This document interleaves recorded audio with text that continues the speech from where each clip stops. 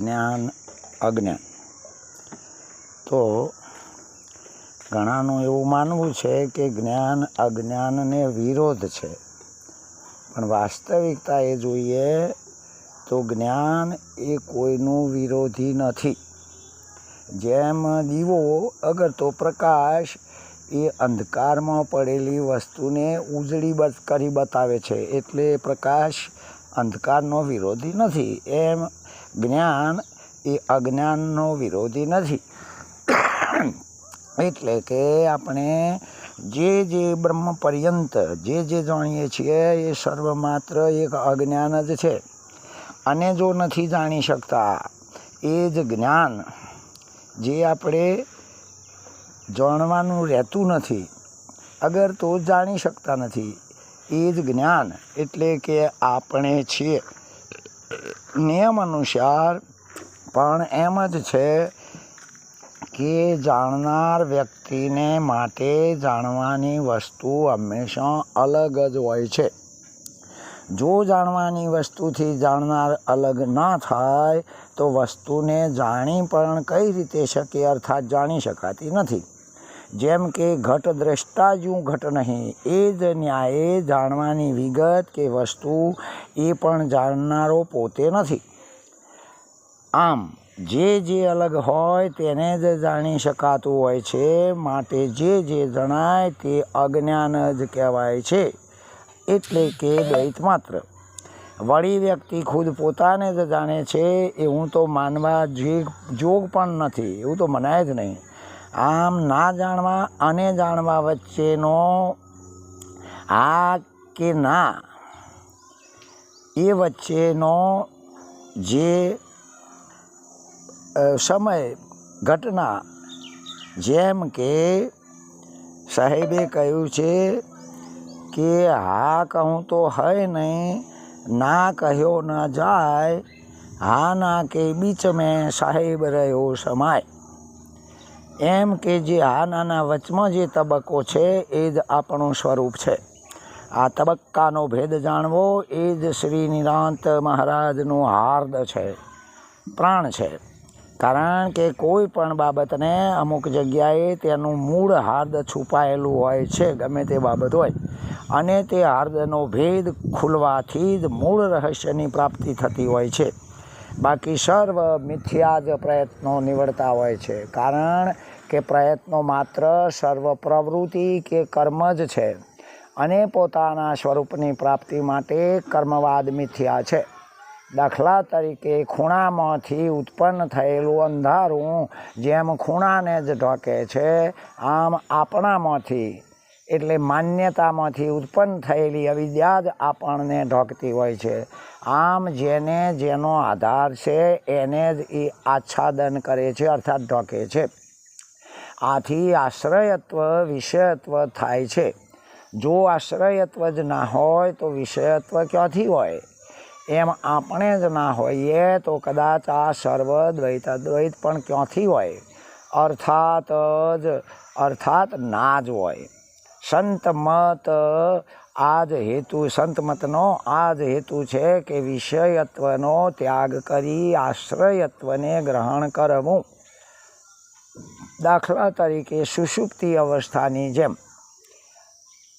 આશ્રયત્વનો અર્થ એવો નથી કે આશરો લેનાર થાય, પરંતુ આશ્રયત્વનો ખરો અર્થ આશરો કે આધાર આપનાર એવો થાય છે. આમ આપણે સર્વાધાર સ્વરૂપ જ છીએ. આમાં પ્રતીતિ કે આરોપ માત્રનો બાદ એટલે કે અપવાદ સમજવાનો છે, અને અપવાદ હંમેશા કલ્પિત બાબતનો જ થાય છે. જેમ દોરડીમાં સાપ માન્યો હોય તો છેવટે સાપનો જ બાદ થાય છે, અર્થાત ભ્રાંતિનો. દોરડીનો બાદ થતો નથી, એમ સર્વ બાદ બીજાપણાનો જ થાય છે, સ્વયંનો બાદ થતો નથી. જેમ દોરડી સર્વકાળે પણ હોય છે, પણ સર્પ ભ્રાંતિ થાય કે બિલકુલ અંધારાના સંજોગે કદાચ બિલકુલ ના દેખાય, છતાં પણ દોરડી તો સર્વકાળમાં છે જ. એમ સ્વયં પ્રકાશ સર્વકાળે છીએ જ, પણ પછી દેહકાળ હોય કે આત્મકાળ હોય, અર્થાત જ્ઞાનકાળ હોય કે અજ્ઞાનકાળ હોય, સ્વયં અમુક કાળે ના હોય એવું કદાપી પણ બનતું નથી. કારણ કે આ સર્વ કોઈ પણ હોવું કે ના હોવું તે તમામ સ્વયં સંજોગે જ હોય છે. માટે પરમાત્માને પણ સ્વયં જ કહ્યો છે. માણસ હું સ્વયં જ છું એમ જ બોલે છે. આત્મા પણ સ્વયં સિદ્ધ છે જ. જીવ પણ સ્વયં જ બન્યો છે અને અવિદ્યા પણ સ્વયં જગત બતાવતી હોય છે. આમ આ સ્વયં એનો જ ખરો લક્ષ્ય લેવા જતો પરમાત્મા, માણસ, આત્મા, જીવ, અવિદ્યા, જગત એવું કોઈ પણ સ્વયંના લક્ષ્યમાં ઘટતું જ નથી. બાકી સર્વ તેના વાચ્ય અર્થો જ છે. આમ સ્વયં પોતે જે કોઈ પણ છે તે આવરણ દોષ ટળતો સ્વયં શુદ્ધ, બુદ્ધ અને મુક્ત સ્વરૂપ છે જ. માટે જ સ્વયં કોણ છો, કેવા છો, શું છો એ જ વેદ મતનો મૂળ બતાવવાનો હેતુ અગર તો ધ્યેય છે. જેમ સેમ્પલના દૂધનો ફેટ એ જ જનરલ કેન્દ્રના દૂધનો ફેટ છે, એમ શરીર રૂપ સેમ્પલમાં પોતાનો જે પરિચય એ જ બ્રહ્માંડના અધિષ્ઠાતા દેવ છે. આમ બંને એક જ છે, અભિન્ન જ છે, અભેદ જ છે એવી યુક્તિ છે. આ જ ધારા સર્વની પણ હોવી જોઈએ. આવી સંત ધારાથી કરવામાં આવતી કોઈ પણ પ્રવૃત્તિનો ભાર કે ફળ પ્રાપ્ત થતો નથી. આવો ધારાવાન એટલે આવો વ્યક્તિ ભક્તિમાં, જ્ઞાનમાં, ધાર્મિક બાબતમાં, સામાજિક પ્રવૃત્તિઓમાં અને રાજકીય પક્ષે પણ યથેચ્છ મુક્તપણે વિચરી જ શકતો હોય છે.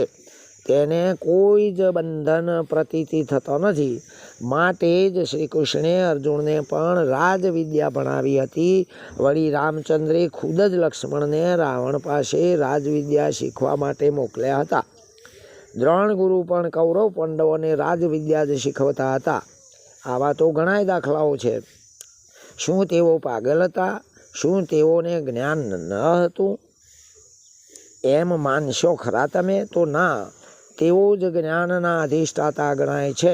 પરંતુ રાજવિદ્યા અને બ્રહ્મવિદ્યાનો સમન્વય કરતા આવડવું જોઈએ, એ જ મહત્વનું છે. જો આ સમન્વયની તત્વ આવડત ના હોય તો 4 વેદ તથા 14 પ્રકારની વિદ્યામાં પારંગત હોવા છતાં પણ સર્વ કચાશ જ છે એમ સમજવું. અને જો આવી તત્વ આવડત હોય તો પછી એને એકે વેદ કે એકે વિદ્યા શીખવા કે ભણવા જવું પડતું નથી. સર્વ કોઈ પણ એને સિદ્ધ જ છે. બાકી અનુકરણ એ જ ઉપાધિ છે. અનુકરણ એ જ મનનો ધર્મ છે અને એથી જ અનુકૂળ પ્રતિકૂળ જે ઉભાસે છે. નહીંતર જનક, છત્રપતિ, રામકૃષ્ણ, ગાયકવાડ સાહેબ વગેરે એ ખુદ પણ રાજ્યો તો ચલાવતા જ હતા. માટે તેમને કેવા ભેદવાદી માનવા? તો ના, તેઓ અભેદ જ્ઞાની જ હતા. પછી તો યથા રાજા તથા પ્રજા એ ન્યાય મળી જાય. બાકી રાજા પ્રજામાં ભેદ હોય એ જ કળિયુગ મનનો જમાનો કહેવાય છે. આવા કળિયુગમાં કળિયુગીને જ લહેર છે. બાકી સાચા પુરુષો ધક્કે ચડવાના જ છે. કારણ કે કળિયુગી રાજાઓ સાચું સમજે તો છે જ, કારણ કે પણ સાચું કરવું અગર તો સાચું બોલવું, સાચું કહેવું એ જ પાલવતું નથી. અને અર્થ વગરના અવનવા પ્રશ્નો ઉપસ્થિત કરી પ્રજાને અર્થાત બીજાને પરેશાનીમાં મૂકી દેતા હોય છે. આવાને સંત પણ ના કહેવાય. અને પોતે ક્યાંય જઈને આરામથી સૂઈ રહ્યા હોય છે. જો આવા વ્યક્તિઓ બ્રહ્મવિદ્યા સંપાદન કરી સંત કે સદગુરુને બિરદાવી પછી જ કાયદા હાથમાં ધરે તો કોણ કહે છે કે રામ રાજ્ય ના આવે? કોણ કહે છે કે પ્રજા દુભક રાજાઓ પ્રજાને દુભનારા કોઈ પણ ટકી શકે? ના જ ટકી શકે. આ તો નાનો જીવ મોટા જીવથી કચડાય. શું આ કયો વાદ ચાલી રહ્યો છે? શું આ આપણી સ્વતંત્રતા છે? શું આ પ્રજાસત્તાક છે, અગર તો આ સંત મત છે, આધ્યાત્મિક વિષય નથી આ. પરંતુ એકવાર ખુદ રામચંદ્રજી ભગવાન લંકાની હદ ઉપર ધનુષનો એક છેડો એમની દાઢી નીચે ટેકાવીને ઊભા હતા, પરંતુ નીચેના છેડા નીચે એક ગરીબ દેડકી કર્મ સંજોગે દબાણમાં આવી ગઈ. જો બોલતી નથી તો પ્રાણ નીકળી જાય છે, અને જો ફરિયાદ કરે છે તો ખુદ રામનું જ ધનુષ છે, જેને ફરિયાદ કરવાની હતી એનું જ ધનુષ છે. એમ બસ આ જ પરિસ્થિતિ વર્તમાનમાં પણ પસરી ગઈ છે. જ્યાં આપણે આજીજી કરવાની છે, આપણે એમના જ દબાણમાં છીએ. એક બાજુ ગરીબી એવા હટાવો એવા પોકારો, તો બીજી બાજુ તરત જ મન માન્યું. ભક્તિમાં પણ સંત મેળાવડામાં પણ મન માની જ થાય છે. કહેવા જાતો એ દબાણ કરીને કોઈ રીતે સાચા પુરુષને દબાવી દેતા હોય છે. એટલે કે આવું કદી કામ આવતું નથી, અથવા સુખ થવાનું નથી. આ જગ્યાએ તત્વવેત્તા વર્તમાન સિદ્ધ પુરુષોની જરૂર છે. પરંતુ જેમ ગધાને ભારવહન સિવાય મજા જ નથી આવતી, એમ આપણને શોષણખોરો સિવાય મજા જ નથી આવતી. એ સિવાય આપણે સીધા પણ રહેતા નથી ને એવા જ પુરુષો આપણને ગમે છે. માટે કદાચ યથા રાજા તથા પ્રજા વાક્ય કદાચ યોગ્ય હશે એ સમયે, પણ હાલનું એ આપણને આ તો જેનું લીધું એનું કામ કીધું એવું જ ચાલી રહ્યું છે. આમાં સંતોને ખરેખર દુઃખ ઉત્પન્ન થયું છે. એમાં જેનું લીધું એનું આપ્યું, આગળ નરસિંહ મહેતાએ પણ કહ્યું છે એવું જ થયું. અખો પણ કહે છે કે એમ મનથી જાણે કે રાજા થયા, મનથી જાણે કે આપણે સંત છીએ, મનથી જાણે કે આપણે ગુરુઆઓ છીએ, પરંતુ 5 વર્ષની સજા થઈ છે. અગર તો મનના નીચે આપણે મન કે એમ વિષયોથી દોડીએ છીએ. આ 84ની એક પ્રકારની આપણને અગર તો જીવાત્માને સજા જ છે. જે આ 100 જણને 100 એટલે કે જેવો વ્યક્તિ એવી વાતો કરવી એ ખરેખર સંત મતને વ્યાજબી નથી. એટલા માટે એમાં કોઈ સંશય નથી. કારણ કે જે બધાયથી ગભરાય એ જ અતારના સંતો કહેવાય. કારણ કે ભીતરમાં બીક છે. લાલચુ અને પોલસનવાળી ભાષાઓ ઊભી કરીને ટકતા પણ થઈ ગયા છે. વળી જેમ એક ભિખારી બીજા ભિખારીને ઠીબું પડાવી લે એવી હાલત પરિસ્થિતિ હાલ આપણી છે. જેમ અર્જુન કહે છે કે હે પ્રભુ, એક ગાદી માટે હજારોનો લોહી રેડાતો હોય તો એવું રાજ્ય જોઈતું નથી. જ્યારે દુર્યોધન કહે છે કે 18 અક્ષયણી મરો, પણ ગાદી ઉપર તો હું જ હોવો જોઉં. શું આ દેખી તો ફેર નથી દેખાતો? એમ સંત બધા જ છે એવું મુખેથી બોલવાનું, પણ માન ઠામ તો મારું જ સચવાવું જોઈએ. કોઈ એ વિશેષતા બતાવવાની નહીં. હાલ પણ એ જ ચાલી રહ્યું છે. તો છે જ, હા, ફેર તો છે જ. શું ગાય વાસળીને ધાવે, કનક અને કામિની માટે કજિયા થાય, એક હાથી 2 સૂંઢથી ખાય, 4 કૂવા 1 કૂવાનું પૂરું ના કરી શકે, અને કન્યા વિક્રિય થાય, એ ભક્તિ છે? એ જમાનો નથી આવ્યો? અરે ચાલુ જ છે. એ જ છે એવો જમાનો. એમ માટે જ ભૂકંપ, પૂરપ્રલય, વાવાઝોડો, અનાવૃષ્ટિ, કોમી હુલ્લડો, જોરશોરના ભાવો, મોંઘવારી, મર્યાદા બહારની કેસેટો, પશ્ચિમી દેશોનું અનુકરણ તથા સ્વદેશી સંસ્કૃતિના ભ્રષ્ટાચારો, લૂંટફાટ, ત્રાસવાદીઓનો ત્રાસ વગેરે. શું આ કળિયુગનો જમાનો નથી? હવે બીજે કોઈ જગ્યાએથી આવશે બીજો જ નવો કળિયુગ છે. અરે હલાલ છે. તો શું હરિશ્ચંદ્રનો યુગ છે અત્યારે? ખોટા આશ્વાસનો અને ખોટા બોર્ડ તથા દબાણ પ્રવૃત્તિનું આચરણ ક્યાંથી ટકે નિરાંતે? આવા સમયે નાટક હાશ ના રહી શકે. અને ભક્તિમાં પણ તમે જુઓ પાખંડીઓનો સન્માન, એમનો જ સામૈયા, મોટી ભેદ સોગાદો, આશ્રમો, મઠ મંદિરો, મસ્જિદો પાછળ ચેલાઓનું શોષણ શું આ આપણને છાજે છે અધ્યાત્મ વિષયમાં? તો ના, એના બદલામાં તો પાઠશાળાઓ, દવાખાનાઓ, પાણીની પરબો, સદાવ્રતો, વૃક્ષારોપણ, યજ્ઞો, અરે મુસાફરખાના, બસ સ્ટેન્ડો, અગર તો બીજો પ્રજાને ઉપયોગી થાય એવા સેવાલાયક સ્થળોની જરૂર છે અને એ હોવા જરૂરી છે. આ તો ક્યાં પાંડવોની સત્યની ગાદી ઉપરનો અગ્નિ અને ક્યાં દુર્યોધનની ગાદી ઉપરની અંદર એકબીજા ઉપરનો અગ્નિનો ખાર.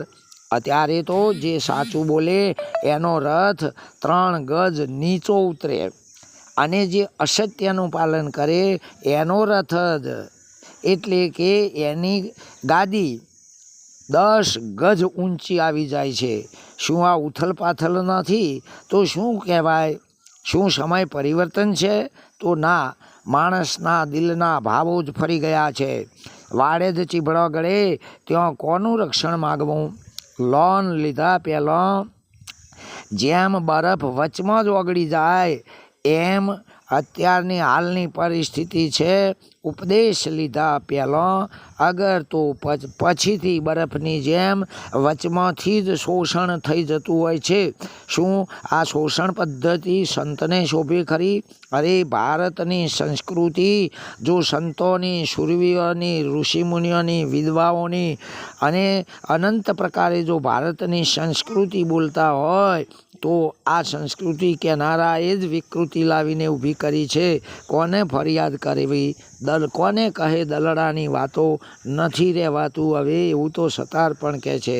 એના એ જ આ પરિસ્થિતિ થઈ છે અને જીવો અને જીવવા દો. હા, એ તમે ખુદ બ્રહ્મ સ્વરૂપ જ છો, તમે દ્વૈત નથી. આવા ભાષણો કરીને શોષણ પદ્ધતિ શરૂ થઈ છે અને કહેવા જઈએ તો ધારાહર સત્ય બાબતના ટેકારૂપ જે સત્ય જાણે છે એ પણ સત્ય કહી શકતા નથી. માટે આ અનાદિકાળથી આ પ્રવાહ એક ધારો આવે છે. હવે આપણે એ જ આશા રાખીએ છીએ કે આ દ્વૈતપણાનો પ્રવાહ કદાચ શાંત થઈ જાય તો જ આપણને જીવન જીવવાની મજા આવે. ઓમ તત્સત. પરમાત્મા સદગુરુ મહારાજનો જય.